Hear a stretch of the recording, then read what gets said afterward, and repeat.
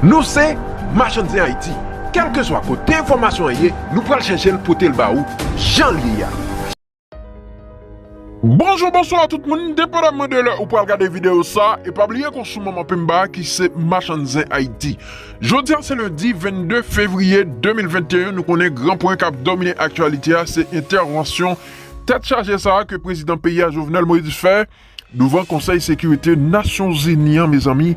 Yon discours tête chargée en pile bagay dit dans discours ça, et ben prend ti chaise bao pour t'aider résumé discours président en créole puisque nous connaissons donc en pile monde pas dans ces collés avec pareil que les Français ben nous même dans Marchandise Haïti dévoilons ces bao décortiquer donc tout ça qui dit dans discours président en créole pour sous maman Pemba parce que nous connaissons ou attend nous donc nous faire pour l'important pour prendre chaise bao pour capable gagner une idée globale de tout ça qui dit non, donc intervention président devant Conseil Nations Unies. Alors, dans discours président, parce que dans pile l'autre gros tête représentant diverses autres nations qui parlaient, n'a bien pour nous venir avec quelques détails sur l'intervention, donc diverses représentants pays ici là-haut.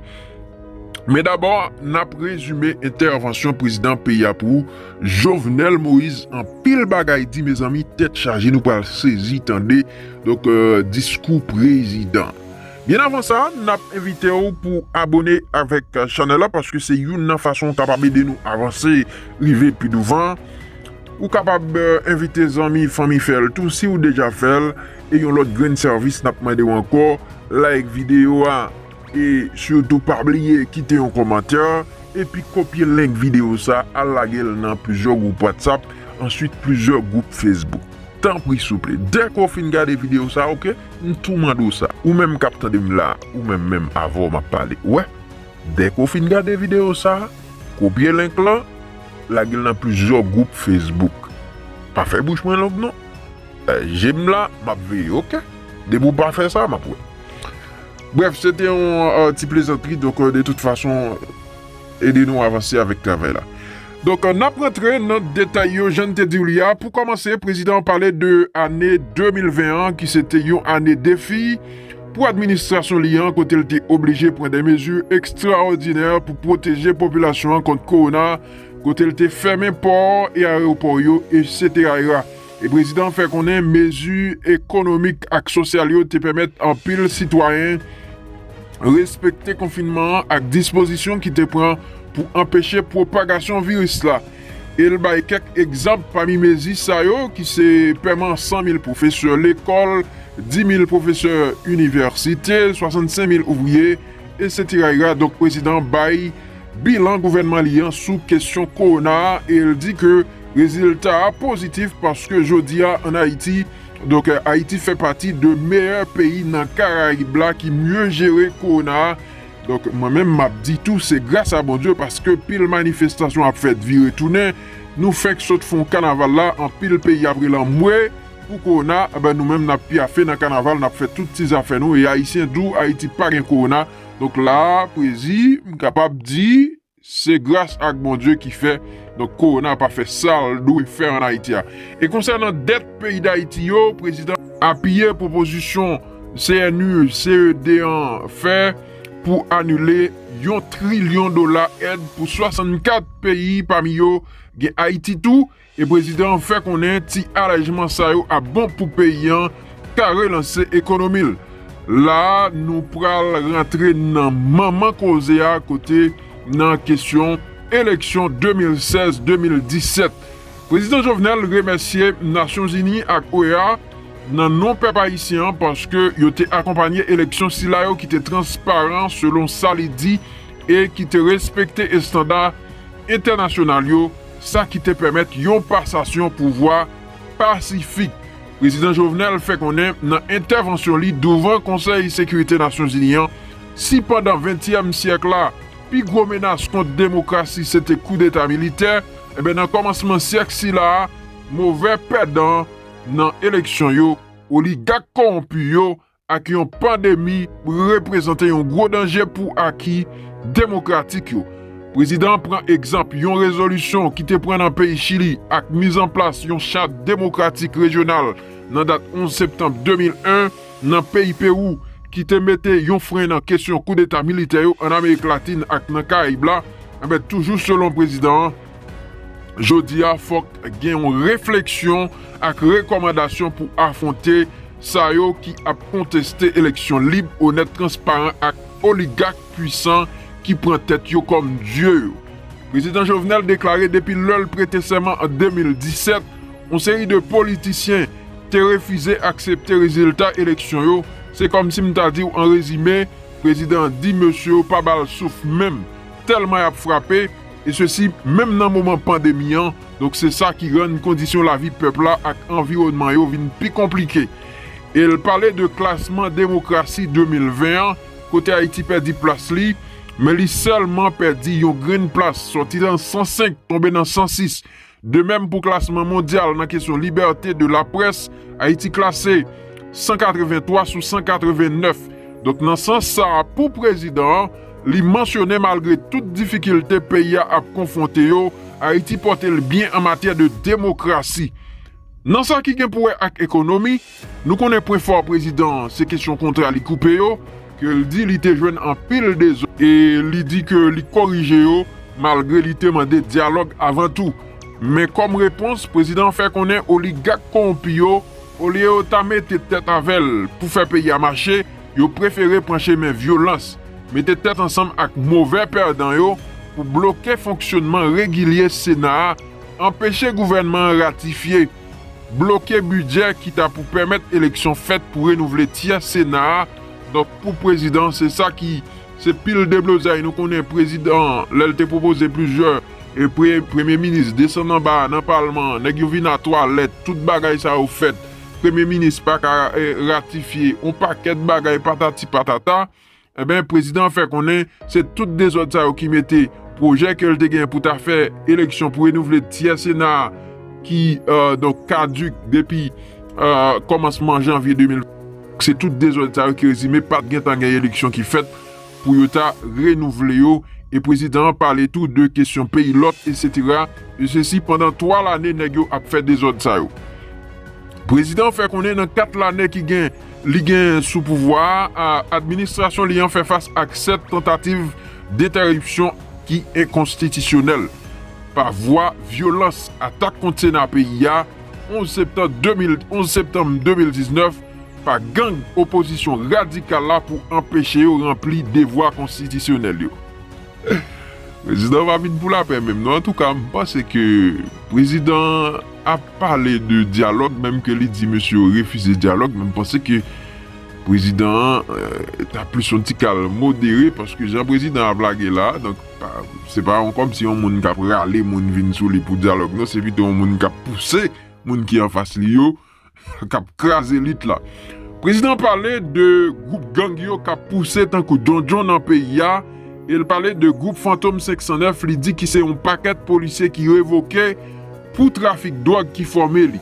Président fait qu'on est dernière tentative coup d'état administration li en Sibi, c'est 7 février 2021. Il dit depuis avant ça il t'a persécuté. Donc dernier coup qui t'a parlé touyer Koukoua, c'était 7 février 2021. Il fait qu'on est dès que enquête la police avec la justice en fini sous dossier ça, il a partagé avec Nations Unies. Il dit tout ça yo pas entrer dans la démocratie. Seul moyen pour yon moun entrer dans gérer les affaires l'État, c'est élection liée. Président parlait de effort administration lié à faire pour démanteler gang yo. Il parlait de commission désarmement. Président fait qu'on est sous 102 gangs qui existaient dans le pays. Là, m'a demandé est-ce que c'est vrai. Président fait qu'on est bon. Peut-être c'est démanteler, c'est là monsieur au paraît.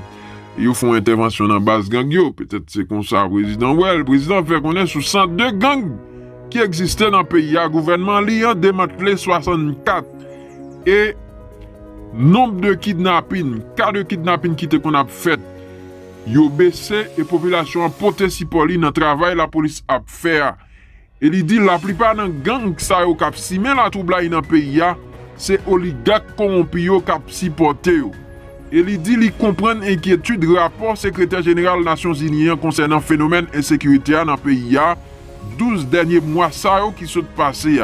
N'a rappelé nous selon rapport secrétaire d'État Nations Unies dans ça qui gagne pour la question kidnapping, ben rapport fait connaît pour année 2020 il y a 234 personnes qui kidnappé. Président fait connaît remobilisation de l'armée a avancé l'hypothèse si parle tout dans opération PNH contre gang yo. Il parlait de budget policier qui a amélioré etc. Il parlait tout de questions donc un système judiciaire là etc.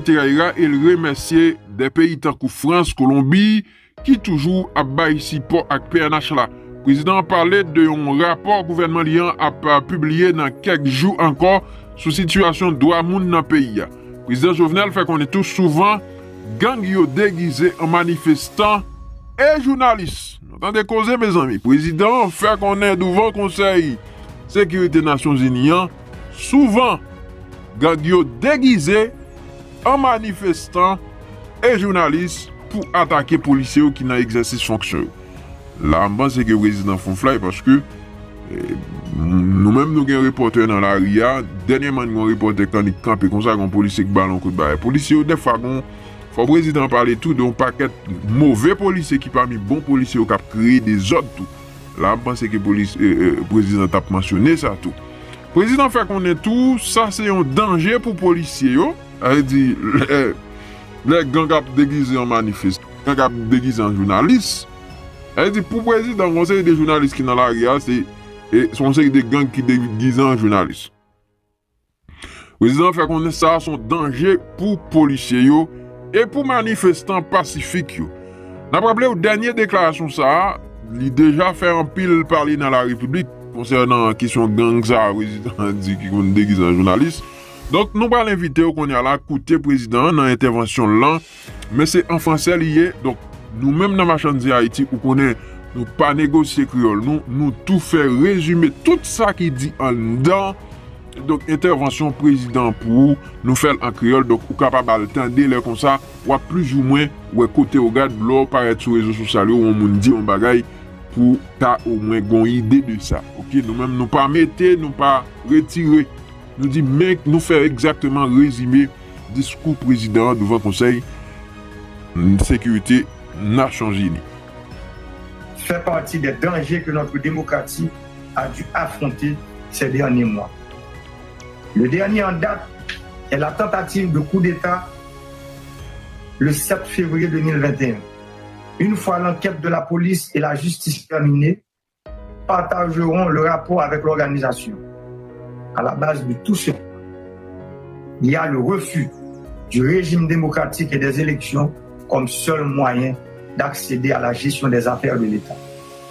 C'est pourquoi les efforts inlassables de mon administration pour apaiser le climat sociopolitique et faciliter une solution consensuelle à travers le dialogue ont été refusés par certains. Ils ont préféré opter pour la violence politique, la paralysie et le chaos, espérant que cette stratégie permettra de réussir un coup d'État pour installer un gouvernement de transition sans mandat du peuple haïtien. En réponse à cette politique de chaos, le gouvernement a appliqué une stratégie de démantèlement des gangs. La première composante a été la commission de désarmement et de réinsertion qui a connu des succès limités. La seconde, le renforcement des capacités de la police et le démantèlement agressif des gangs. Sur 102 gangs existants, le gouvernement en a démantelé 64 et le travail de rétablissement de la sécurité a été accéléré. Le nombre de kidnappings a considérablement baissé et la population apporte son support au travail de la police nationale. La plupart de ces gangs sont supportés par des oligarques corrompus. Je comprends très bien les inquiétudes exprimées dans le rapport concernant l'insécurité dans le pays au cours des 12 derniers mois. Force est de reconnaître que la police nationale d'Haïti, avec la nouvelle gouvernance mise en place récemment, travaille d'arrache-pied afin de rétablir l'ordre sur toute l'étendue du territoire national. Des changements importants ont été opérés au niveau du commandement de l'institution policière. Plusieurs réseaux de gangs sont déjà démantelés. Des actions sont en train d'être menées un peu partout dans le pays pour neutraliser les groupes armés et rétablir la sécurité sur toute l'étendue du territoire. La police a su résister aux propositions de corruption de l'institution par des oligarques corrompus qui cherchaient son implosion, ce qui aurait profondément affecté l'avenir de notre démocratie. La remobilisation de l'armée en France, elle a apporté son soutien aux opérations de la police contre les gangs. Comme il est précisé dans le rapport, la part du budget national consacré à la police nationale a augmenté de 53% en 2021 par rapport à l'exercice fiscal 2019-2020 pour atteindre 6,59% du budget national. L'amélioration des conditions de vie des policiers a été au centre des décisions prises. Nous nous félicitons du fait que certains pays amis, comme les États-Unis d'Amérique, la France et la Colombie, apportent leur appui au renforcement des capacités du pays dans le cadre de la lutte contre les enlèvements. Grâce au soutien des agences onusiennes, nous avons mis en place un dispositif de gestion des armes et des munitions conformément à la législation nationale en vigueur et aux instruments internationaux auxquels Haïti est partie. Nous reconnaissons que le renforcement du système judiciaire est un élément essentiel de la lutte contre l'insécurité et la criminalité organisée. C'est dans cet esprit que le gouvernement vient de doter les acteurs du système des outils juridiques plus contraignants pour combattre ce phénomène, pour renforcer l'état de droit et consolider l'appareil sécuritaire. En l'absence d'un parlement fonctionnel, j'ai dû adopter certains décrets qui s'inscrivent dans le cadre de la lutte contre la criminalité organisée, l'insécurité galopante et le kidnapping. Je suis le 5e président depuis 1987 à utiliser cet outil pour répondre aux besoins de notre peuple. Je continuerai à en faire un usage limité jusqu'à l'élection du Parlement et à la prestation du 59e président de la République le 7 février 2022. Toujours dans le cadre des efforts visant à renforcer le système judiciaire, nous avons augmenté le budget 2020-2021 du Conseil supérieur du pouvoir judiciaire de 35% par rapport au budget de l'exercice fiscal précédent. Les lourdes conséquences de ce climat de violence sur la société haïtienne, le fonctionnement des institutions et l'économie du pays ont été soulignés à l'entrée forte et répertoriés dans le rapport conjoint du Haut Commissariat des Nations Unies aux droits de l'homme et du Bureau intégré des Nations Unies en Haïti. Ce rapport, qui a été publié le 18 janvier 2021, a dressé le bilan des violations et abus des droits de l'homme perpétrés dans le cadre des manifestations qui se sont déroulées le 6 juillet 2018 et le 10 décembre 2019. Mon gouvernement, dans les prochains 15 jours, et après le Conseil des ministres, publiera le rapport national sur la situation des droits humains en Haïti. Tous les cas mentionnés ont été l'objet d'enquêtes de la part de la Direction centrale de la police judiciaire. En effet, une fois le dossier dans le circuit du pouvoir judiciaire, le pouvoir exécutif n'a aucune autorité pour intervenir. Grâce à la formation que les policiers des Nations Unies, ils font preuve de professionnalisme dans l'exercice de leurs fonctions. Leurs interventions se font toujours dans le respect des règles d'engagement. Quand il y a des dérapages, ils sont référés à l'inspection générale pour les suites nécessaires. Il faut aussi mentionner que souvent, des gangs se déguisent en manifestants et journalistes pour attaquer nos policiers en service. C'est dangereux pour le policier et pour les manifestants pacifiques. Mon administration veut améliorer son score 83 sur 189 dans le prochain index mondial sur la liberté de la presse. C'est pourquoi nous restons ouverts aux journalistes.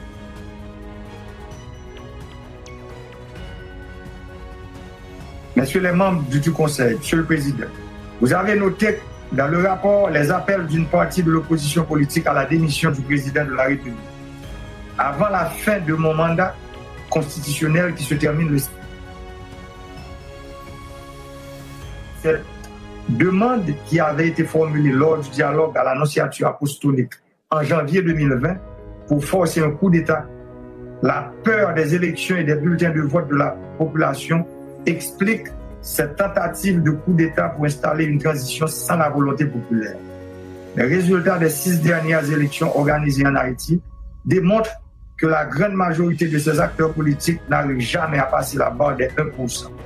Le grand défi pour tous, c'est comment construire une démocratie avec des acteurs politiques qui ont peur des élections et des résultats du vote populaire. Comment construire une démocratie avec des acteurs de bâtir une coalition pour devenir une alternative. J'ai gagné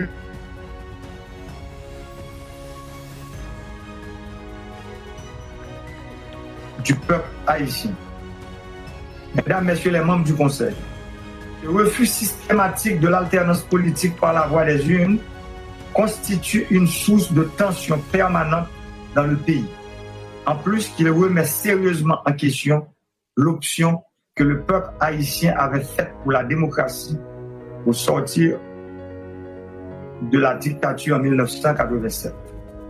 Nous faisons face à une opposition politique qui est dépourvue d'alternance démocratique et de tout projet de société crédible pour la population des villes et des campagnes.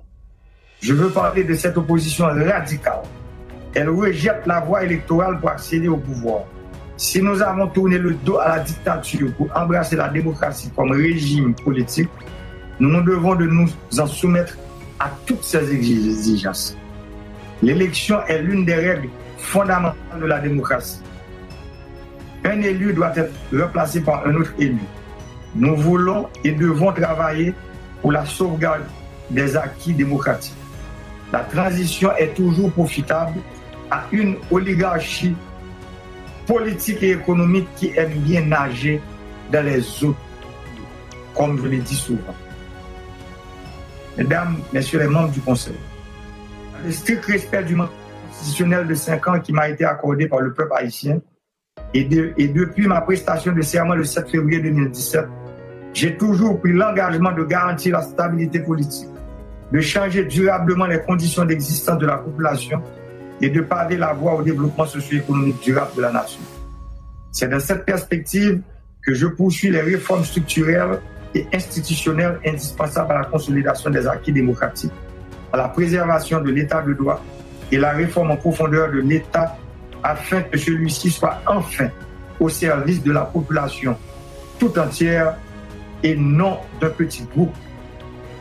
Le processus de réforme constitutionnelle en cours et l'organisation des élections à tous les niveaux au cours de l'année 2021 en vue du renouvellement du personnel politique et d'assurer l'alternance démocratique le 7 février 2022 participe de cette démarche.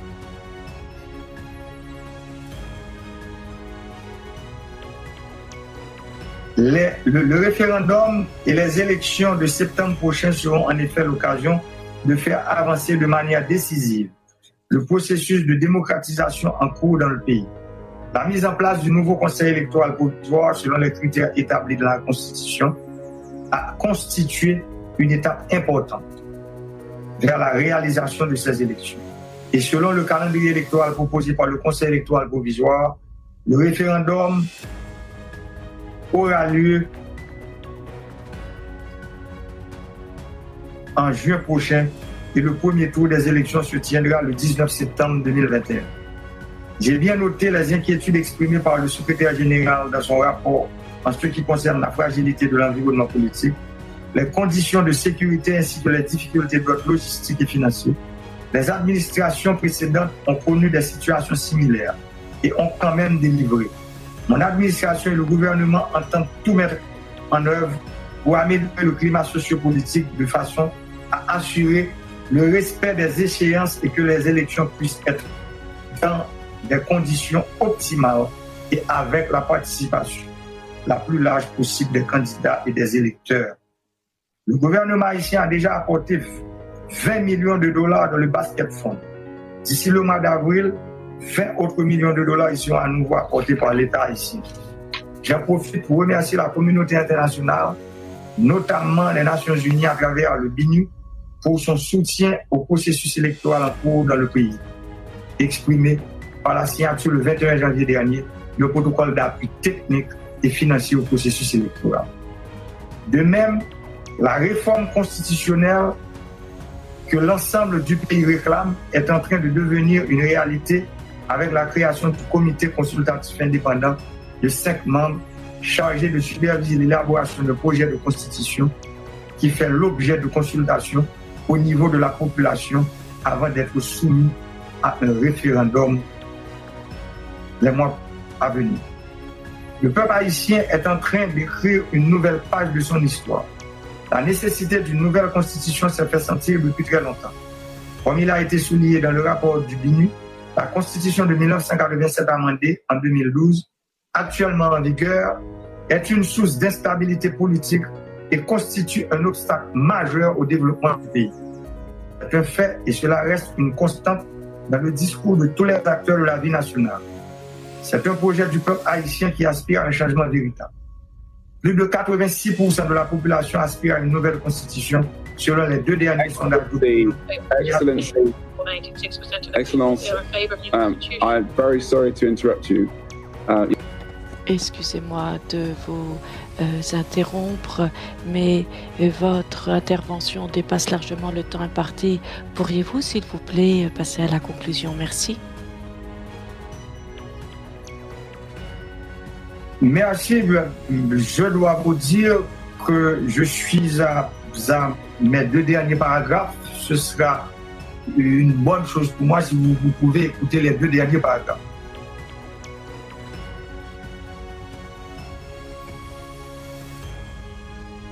Et je voulais justement vous parler, au début de mon mandat, j'ai déclaré sans embâche que mon objectif était de mettre en place les bases pour le développement socio-économique d'Haïti et finir une fois pour toutes avec cette longue période de transition que le pays traverse depuis la fin de la dictature en 1985, il y a 35 ans. Ainsi, mon gouvernement a lancé les grands chantiers susceptibles d'amener un changement substantiel et durable au pays et dans la qualité de vie de notre population. Routes, électricité, agriculture, environnement, réforme administrative, tout cela avec les faibles ressources et taxes des citoyens. Je sollicite ici l'appui technique et financier de nos partenaires pour avancer plus vite. Et je dois vous dire, mesdames, messieurs les membres du Conseil, il faudra du temps et de la patience pour instaurer une paix durable qui a subi depuis des décennies des traumatismes et des chocs avec l'appui constant du Conseil de sécurité et de la communauté internationale dans son ensemble. Nous sommes persuadés que nous pouvons avancer dans la marche vers un avenir pacifique et prospère pour tous. Je vous remercie. Je remercie son Excellence, Monsieur Moïse, de sa déclaration. Je donne maintenant la parole aux représentants des États-Unis.